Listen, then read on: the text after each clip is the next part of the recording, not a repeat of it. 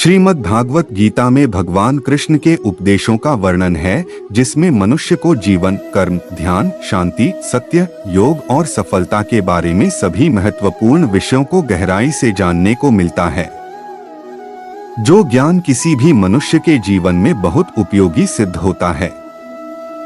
श्रीमद् भागवत गीता में भगवान श्री कृष्ण ने अपने शिष्य अर्जुन को कुरुक्षेत्र में न केवल ज्ञान की बातें बताई, उसके साथ ही जीवन जीने की कलाओं के बारे में भी बताया है।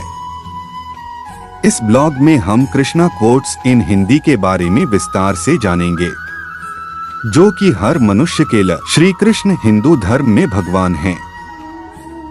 वे विष्णु के 8वें अवतार माने गए हैं। कन्हैया, श्याम, गोपाल, केशव, द्वारकेश या द्वारकाधीश, वासुदेव आदि नामों से भी उनको जाना जाता है।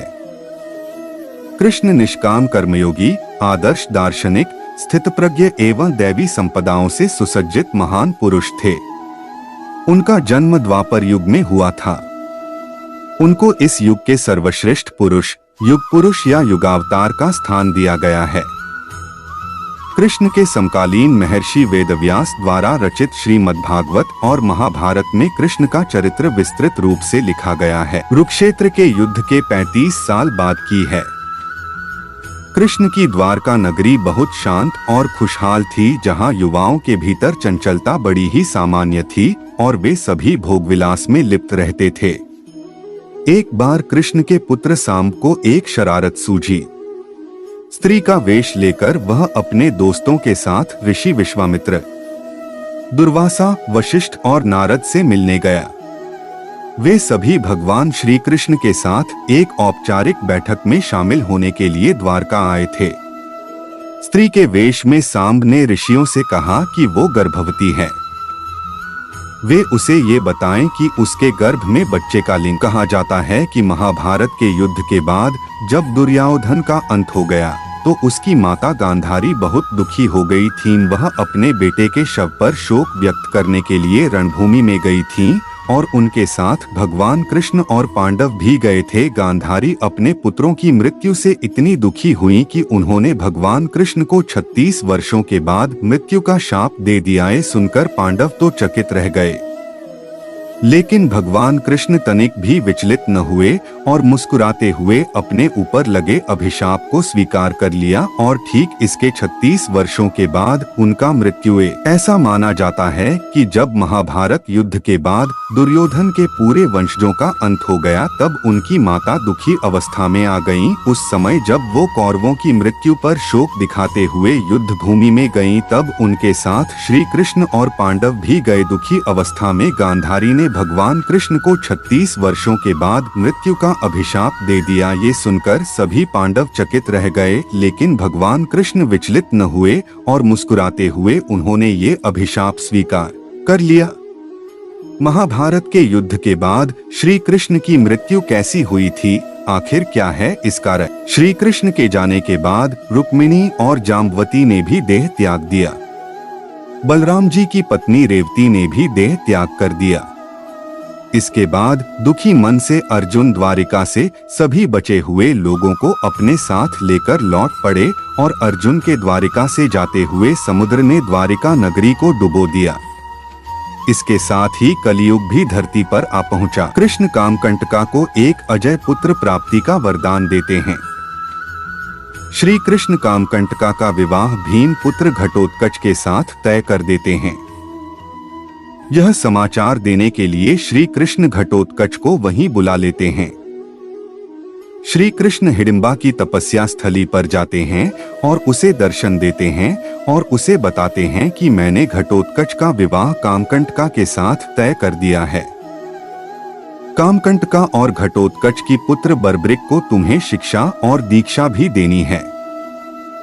घटोत्कच का विवाह कामकंटका के साथ इंद्रप्रस्थ में कर दिया जाता है। कुछ समय बाद कामका मौसूल युद्ध के कारण जब श्री कृष्ण के कुल के अधिकांश लोग मारे गए, तो श्री कृष्ण ने प्रभास क्षेत्र में एक वृक्ष के नीचे विश्राम किया। वहीं पर उनको एक भील ने भूलवश तीर मार दिया, जो कि उनके पैरों में जाकर लगा। इसी को बहाना बनाकर श्री कृष्ण ने देह को त्याग दिया। बलराम भी समुद्र में जाकर समाधि ले लेते हैं। श्री कृष्ण की मृत्यु और अंतिम संस्कार। जब प्रद्युम्न, संभा और अनिरुद्ध की मृत्यु हुई तो कृष्ण जंगल के बाहरी इलाके में अपने बड़े भाई बलराम को देखने के लिए निकल पड़ा। बलराम योग में डूबे हुए थे और उनके मुख से एक विशाल नाग निकला। सर्प के 1000 सिर थे और वह पहाड़ जितना बड़ा था। कृष्ण ने सर्प को समुद्र की ओर जाते देखा। जब बलराम चले गए, कृष्ण जानते थे कि सब कुछ चला गया था। वह कुछ देर जंगल में भटकता रहा।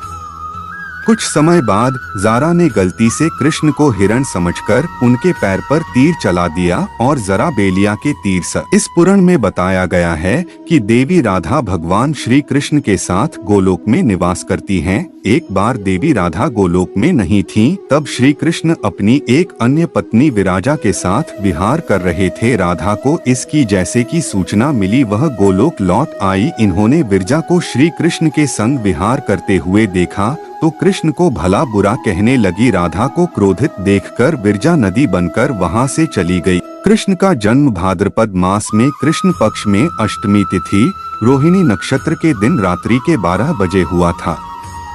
कृष्ण का जन्मदिन जन्माष्टमी के नाम से भारत, नेपाल, अमेरिका सहित विश्व भर में मनाया जाता है। कृष्ण का जन्म मथुरा के कारागार में हुआ था।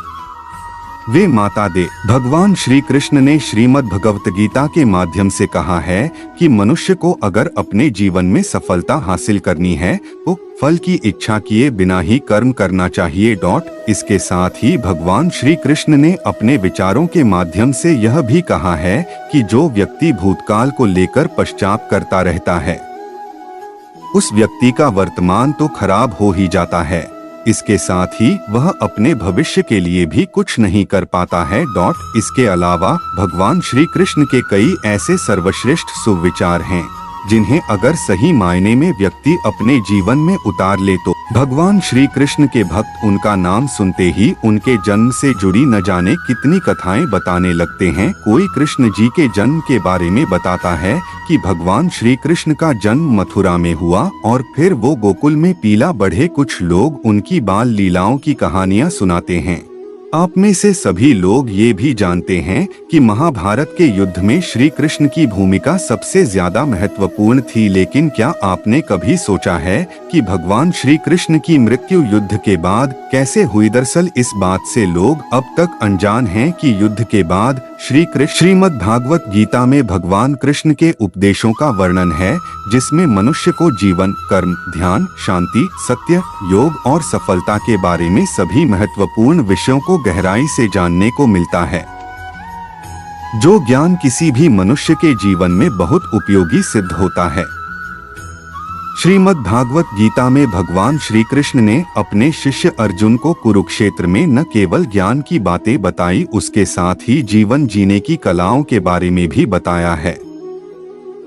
इस ब्लॉग में हम कृष्णा कोट्स इन हिंदी के बारे में विस्तार से जानेंगे, जो कि हर मनुष्य के लिए जानते हो। ऐसे में मेरे दुख का कारण पूछने से क्या लाभ? सत्य, पवित्रता, क्षमा, दया, संतोष, त्याग, शास्त्र विचार, ज्ञान, वैराग्य, शौर्य, तेज, ऐश्वर्य, कांति, कौशल, स्वतंत्रता, निर्भीकता, कोमलता, धैर्य, साहस, उत्साह, कीर्ति, आस्तिकता, स्थिरता, गौरव, अहंकारहीनता आदि गुणों के स्वामी भगवान श्री कृष्ण के स्वधाम जाने की वजह से कलयुग ने मुझ पर कब्जा कर लिया है। पहले भगवान कृष्ण के चरण मुझ पर पड़ते थे, जिसकी वजह से मैं खुद करेंगे संभोग जिंदगी की सबसे बड़ी जरूरत बन जाएगी। लोग बहुत आसानी से कसम खाएंगे और उसे तोड़ देंगे। वचनों का कोई अर्थ नहीं रह जाएगा। लोग मदिरा और अन्य नशीले पदार्थों की चपेट में आ जाएंगे। गुरुओं का सम्मान करने की परंपरा समाप्त हो जाएगी। ब्राह्मण ज्ञानी नहीं रहेंगे। क्षत्रियों का साहस खो जाएगा और वैश्य अपने व्यवसाय में ईमानदार नहीं रह जाएंगे। पाप अपने चरम पर होगा। यह सब तो हो ही रहा है, मजबूरी या मर्जी। हमने कलयुग को घर करने का मौका दे ही दिया। कृष्ण का जन्म भाद्रपद मास में कृष्ण पक्ष में अष्टमी तिथि रोहिणी नक्षत्र के दिन रात्रि के 12 बजे हुआ था। कृष्ण का जन्मदिन जन्माष्टमी के नाम से भारत, नेपाल, अमेरिका सहित विश्व भर में मनाया जाता है। कृष्ण का जन्म मथुरा के कारागार में हुआ था। वे माता दे